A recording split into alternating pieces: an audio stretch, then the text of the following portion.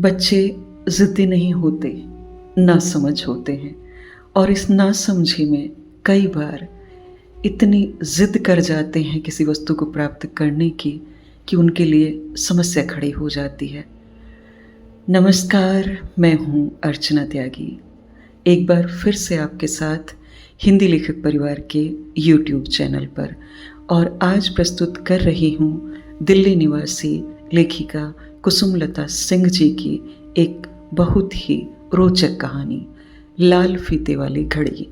तो प्रस्तुत करती हूँ उनकी यह कहानी, लाल फीते वाली घड़ी। माँ, हम लोगों की बर्थ का क्या नंबर है? 9 और 12। 1 2 3 4 5 और यह रहा 9 और यह सामने वाला 12। हमारी दोनों बराबर बराबर में, हमारी दोनों बर्थ नीचे की हैं। खुशी से चहकते हुए सहज ने पीछे कुले के साथ आती माँ से कहा, माँ, मैं अपना बैग सीट के ऊपर रख लूं? नहीं नहीं नहीं, यहाँ रख दो, सब सामान एक साथ ही रखूंगी, कहीं छूट न जाए, माँ बोली। अच्छा, तो मैं अपना माउथ ऑर्गन निकाल लेता हूँ, कहते हुए सहज ने झोले में झांका। उसमें कितने सारे उपहार थे जिसे मामा, मामी, नाना ने घर से चलते हुए उसे दिए थे। चॉकलेट, पेंसिल बॉक्स, कहानी की किताबें, पर इस बार की सबसे प्यारी, लुभावनी उसे 2 चीज़ें लगी जो ननिहाल से मिली थी। एक तो माउथ ऑर्गन और दूसरी लाल फीते वाली घड़ी। उसने अपनी कलाई में बांधी घड़ी को छू कर देखा। आहा, कितनी सुंदर है और कितनी चमकदार। उसे कान में लगाया तो मध्यम सी टिक टिक टिक। घड़ी की घुंडी दबाते ही अलार्म बोल पड़ा। Beep beep beep. घड़ी में नीचे छोटी सी संख्या और अक्षर में आज का दिन और तारीख 26 मार्च बुधवार दिखाई दिया। थोड़ा और स्क्रॉल करने पर कार्टून दिखा, फिर साथ ही छोटी सी गोलाई में कंपास था। उसकी सुई जल्दी जल्दी हिलती हुई दिशा का संकेत दे रही थी। उसमें छोटे छोटे गेम्स भी थे।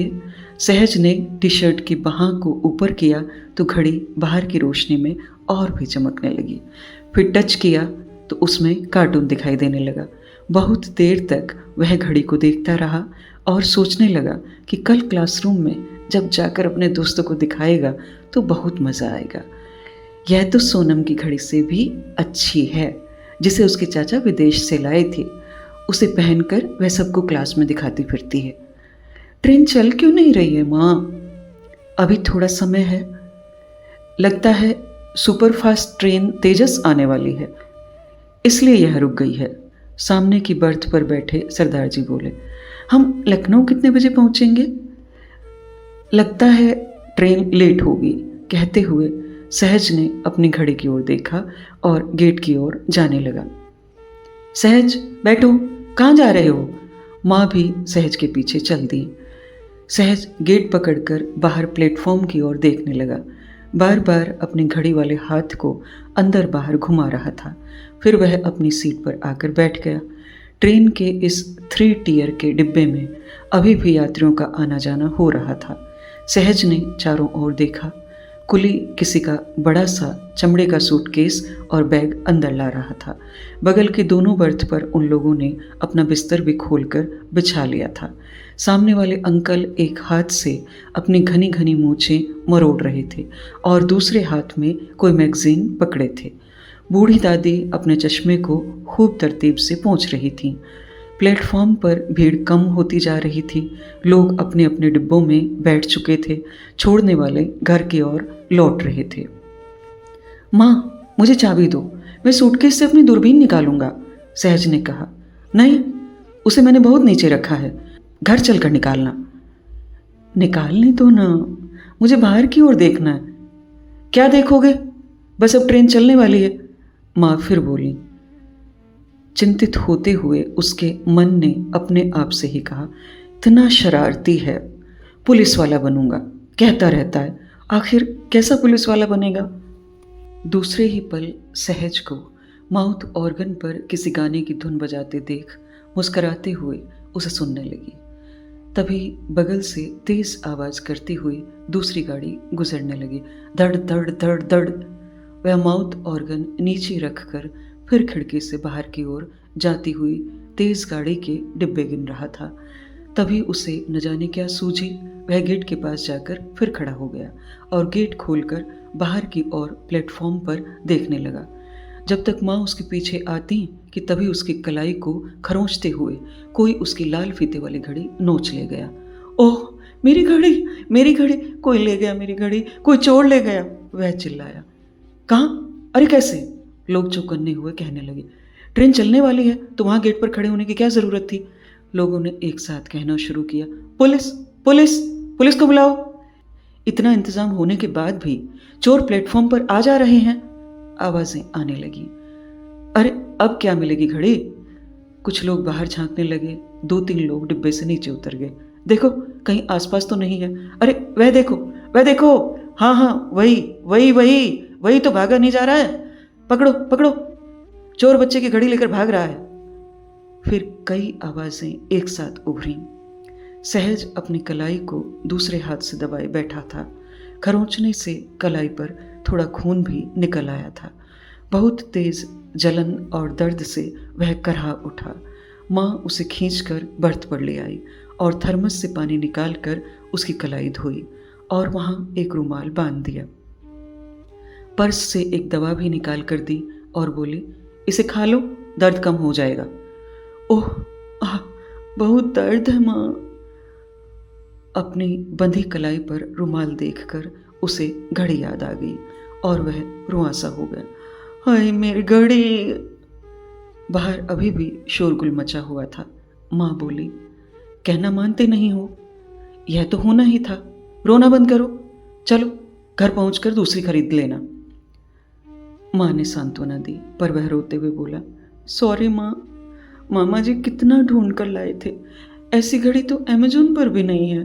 वह कितनी अच्छी घड़ी थी, कैलेंडर, कंपास, कार्टून सब था उसमें।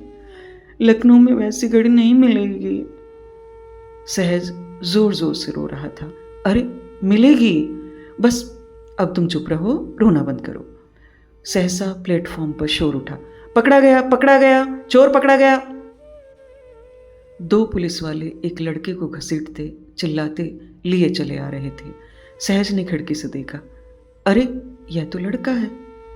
कंपार्टमेंट के भी यात्री बाहर देखने लगे। तब तक भीड़ में कोई कह रहा था, अरे यह तो बच्चा है, 13-14 साल से ज़्यादा का न होगा, बताइए चोरी करने लगा। बहन जी आप लोग नीचे आकर देखें, यही तो नहीं है आपके बच्चे की घड़ी। पुलिस वाला घड़ी झुलाते हुए दिखाई दिया। माँ चलो उतरो देखें। नहीं बेटा, हम लोग नीचे नहीं उतरेंगे, ट्रेन छूटने वाली है, वह लोग घड़ी यहीं दे जाएंगे। माँ चलो ना, मैं तो जाऊंगा। कहते हुए सहज नीचे प्लेटफॉर्म पर उतर गया। पीछे पीछे माँ भी नीचे आ गई। पुलिस वाले ने चोर लड़के के गाल पर करारा तमाचा मारा। लड़का खड़े खड़े नीचे बैठ गया। उसके नाक से खून बहने लगा। वह बेतहाशा कांपते हुए रो रहा था। वह गिरते हुए बोला, मत मारो, माफ कर दो, मैं चोर नहीं हूं, चोर नहीं हूं मैं। चोर नहीं हो तो चोरी क्यों की? पुलिस वाले ने कहा। झूठ बोलते हो। मैं सच कहता हूं, मैं चोर नहीं हूं। मैं बगल वाली कॉलोनी के क्वार्टर में रहता हूं। मुझे ट्रेन देखना अच्छा लगता है, इसलिए कभी कभी यहाँ आ जाता हूँ। हम दोस्तों के साथ ट्रेन के डिब्बे गिनने का खेल खेलते हैं। मैं आज दूर खड़ा था, यह घड़ी जो उन्होंने पहनी थी साहब हमें बहुत अच्छी लगी, दूर से चमक रही थी। मुझसे गलती हो गई, अपना लालच रोक नहीं पाया। कहते हुए वह रो पड़ा। कुछ अच्छा लगेगा तो उठा लेगा। कहते हुए उसने लड़के के पीठ पर एक मुक्का मारा। गाड़ी चलने वाली थी। फिर पुलिस वाले ने सहज की ओर देखा और बोला, गेट पर क्यों खड़े हुए थे बरखुरदार? और बहन जी आप बच्चे को समझाते क्यों नहीं? सहज ने सब सुना और लड़के की ओर देखते हुए कहा, सुनो सुनो, ए लड़के सुनो, इधर आओ। सहज ने उसे इशारे से बुलाया। वह लड़का कांपता हुआ डरते हुए नजदीक आया। सहज ने पूछा, तुम्हारा नाम क्या है? वह चुप रहा। सहज फिर बोला, तुम्हें घड़ी अच्छी लगी? अभी भी वह चुप रहा। सहज ने कहा, बहुत मारा ना इन पुलिस वालों ने। तुम यह लो, यह घड़ी तुम रख लो। मेरे पापा भी पुलिस में हैं। वे कहते हैं कि पुलिस वालों को भी किसी के साथ मारपीट करना अच्छा नहीं लगता है, परंतु मजबूरी होती है। अब तुम भी कभी चोरी मत करना। रख लो यह घड़ी। घड़ी उसके हाथ में देकर सहज मुस्कुराया। ट्रेन चलने वाली थी।